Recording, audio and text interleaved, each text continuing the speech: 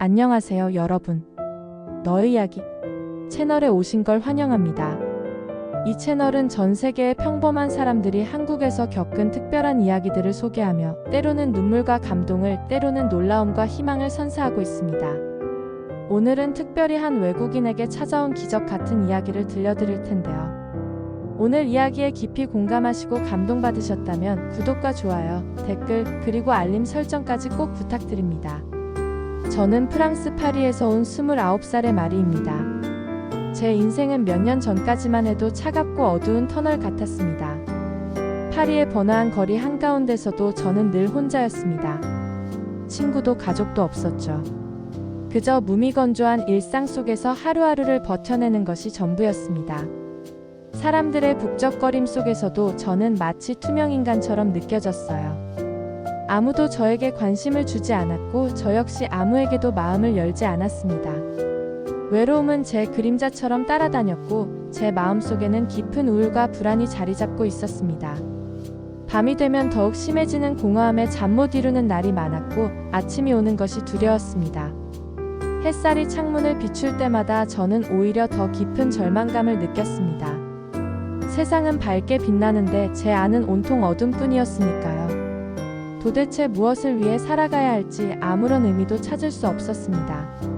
주변 사람들은 저에게 힘내라는 말을 건네곤 했지만 그 말조차 저에게는 또 다른 압박으로 다가왔습니다.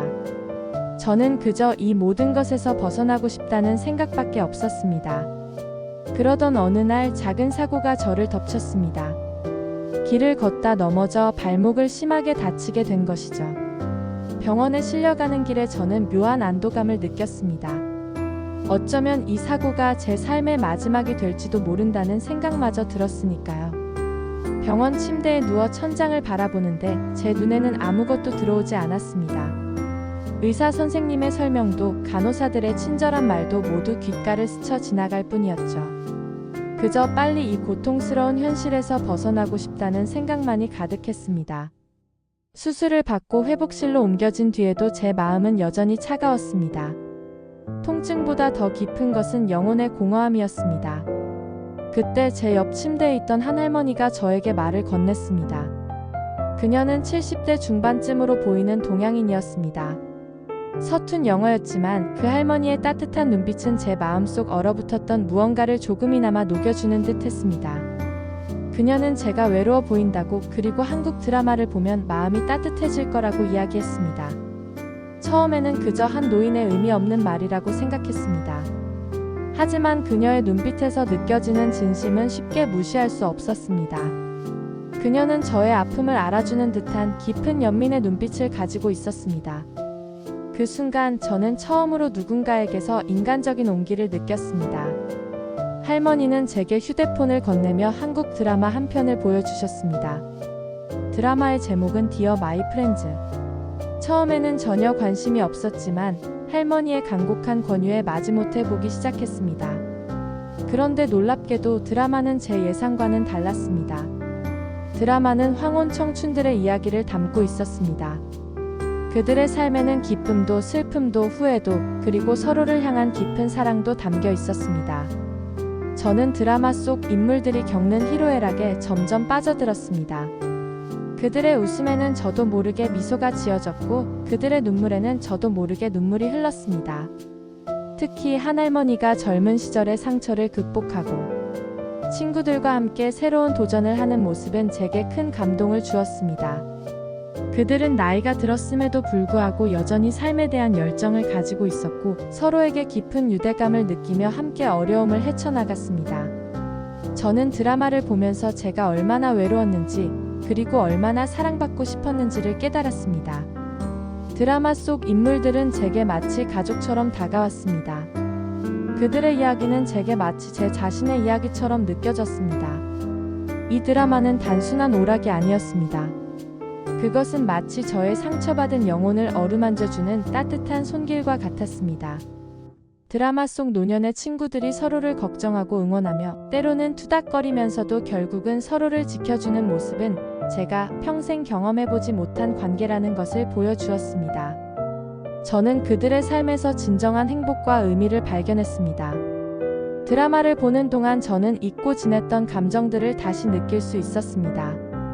슬픔, 기쁨, 그리고 희망. 특히 드라마 속 인물들이 서로에게 위로와 격려를 건네는 모습은 제 마음을 움직였습니다.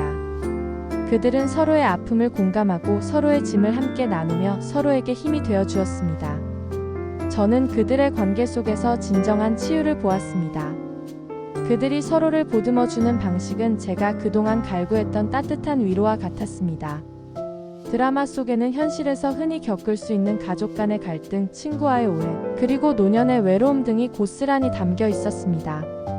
하지만 그들은 서로에게 의지하며 모든 것을 이겨냈습니다. 저는 이 드라마가 단순히 허구의 이야기가 아니라 우리의 삶과 매우 닮아있다는 것을 느꼈습니다. 그들은 서로의 상처를 보듬고 서로의 아픔을 이해하며 함께 웃고 울었습니다. 그들의 모습에서 저는 진정한 인간적인 연대와 따뜻한 마음을 보았습니다. 드라마가 끝나고 나면 저는 왠지 모르게 마음이 한결 가벼워지고 평온해지는 것을 느꼈습니다. 그리고 그날 이후 저는 드라마의 힘을 믿기 시작했습니다. 이 드라마는 단순한 오락거리가 아니라 제 삶의 전환점이 될 것이라는 예감이 들었습니다. 저는 매일 밤 드라마를 보면서 잠이 들었고 아침에는 어제보다 더 나은 기분으로 눈을 떴습니다.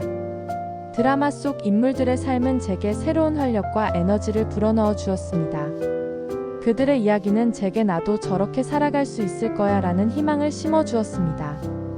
퇴원 후 저는 한국 드라마에 더욱 깊이 빠져들었습니다. 할머니가 추천해 주신 드라마 외에도 다양한 한국 드라마들을 찾아보았습니다. 폭군의 셰프에서는 타임슬립이라는 독특한 소재를 통해 셰프가 과거로 돌아가 왕의 상처를 치유하고 사랑을 나누는 과정에 깊이 공감했습니다. 드라마 속 음식들이 보여주는 따뜻함과 치유의 메시지는 저에게 큰 울림을 주었습니다. 무빙에서는 초능력을 가진 부모 세대의 애틋한 러브스토리와 자녀를 지키기 위한 헌신적인 모습에 마음이 따뜻해졌습니다. 단순한 액션 히어로물이 아니라 가족애와 인간적인 고뇌가 담긴 드라마였습니다. 도깨비, 빈센조, 사랑의 불시착 같은 드라마들은 완성도 높은 스토리와 매력적인 캐릭터, 그리고 아름다운 영상미로 저에게 새로운 세상을 보여주었습니다. 저는 드라마 속 인물들의 삶을 통해 다양한 감정을 경험했고, 그들의 이야기는 제 마음속 상처를 조금씩 치유해 주었습니다. 저는 드라마를 보면서 제가 혼자가 아니라는 것을 느꼈습니다. 드라마 속 인물들이 겪는 고난과 역경은 마치 제 자신의 모습 같았고 그들이 그것을 이겨내는 과정은 제게 용기와 희망을 주었습니다. 저는 드라마 속에서 제가 찾고 있던 위로와 공감을 발견했습니다.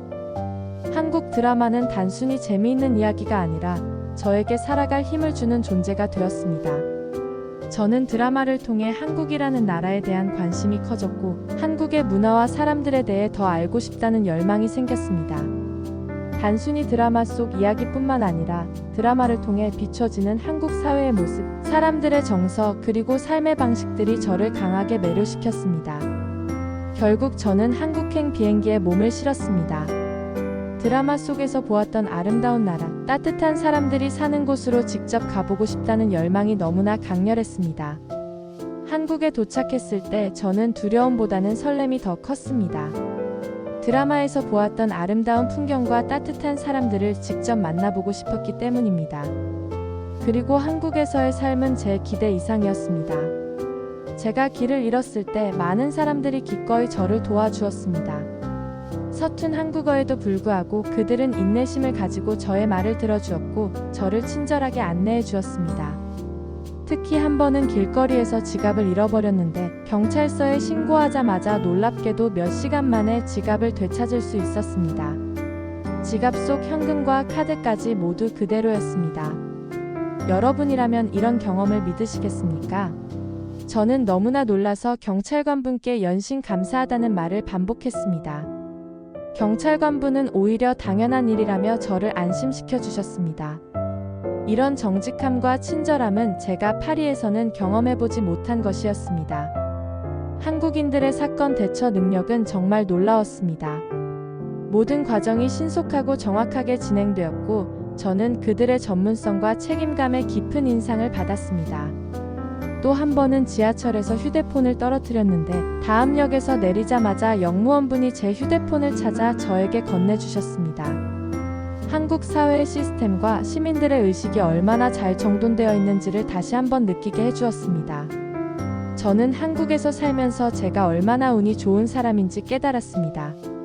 한국은 저에게 단순한 여행지가 아니라 새로운 삶을 시작할 수 있는 기회를 주었습니다. 저는 한국에서 진정한 치유와 안정을 찾을 수 있었습니다. 한국에서의 삶은 저에게 진정한 치유를 선물했습니다. 저는 이곳에서 친구들을 사귀고 새로운 취미를 시작했으며 한국어를 배우면서 세상과 소통하는 법을 다시 배웠습니다. 한국 사람들은 저에게 늘 따뜻한 미소와 격려를 아끼지 않았습니다. 그들의 친절함과 배려는 제 마음속 깊이 자리 잡았던 외로움과 우울증을 서서히 몰아냈습니다. 저는 이제 더 이상 혼자가 아닙니다. 저에게는 한국이라는 새로운 가족이 생겼습니다.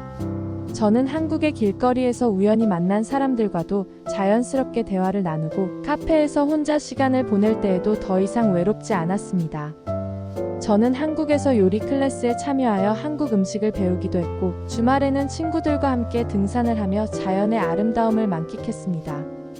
이 모든 경험들이 저에게는 새로운 도전이자 즐거움이었습니다. 한국 드라마가 저에게 준 것은 단순한 재미가 아니었습니다. 그것은 바로 희망이었습니다.